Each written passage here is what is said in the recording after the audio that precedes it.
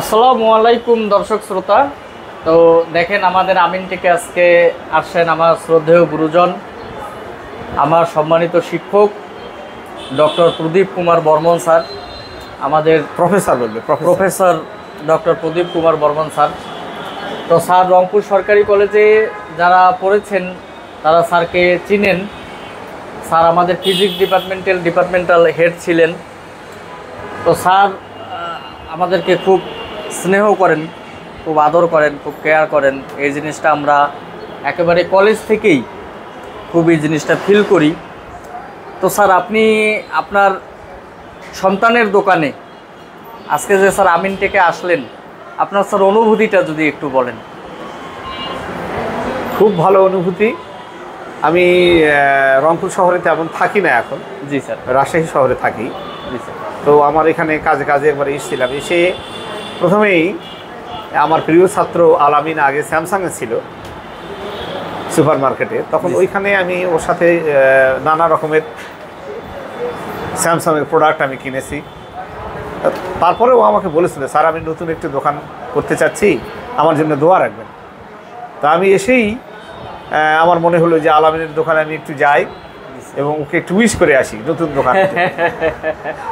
আমি এসে খুব মুগ্ধ হয়েছি।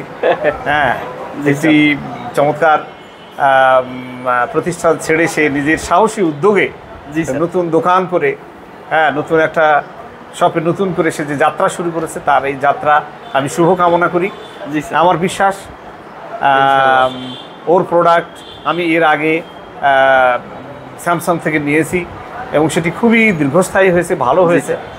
ছাত্র হিসেবে নয়, এমনিতে মানুষ হিসেবে আলামিনকে আমার বহু আগে থেকেই তাকে জানি।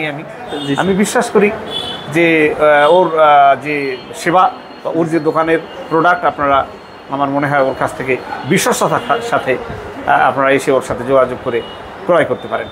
আমি ভীষণভাবে ওর মঙ্গল কামনা করি। আল্লাহ তার মঙ্গল করি। অনেক অনেক ধন্যবাদ। তো আমি আসলে স্যারকে বলেছিলাম, স্যারকে রিকোয়েস্ট করেছিলাম যে স্যার আপনি এখানে একটু বসেন। তা স্যার বসবেন না, না বাবা ওটা তোমারই জায়গা, তুমি ওখানে বসো।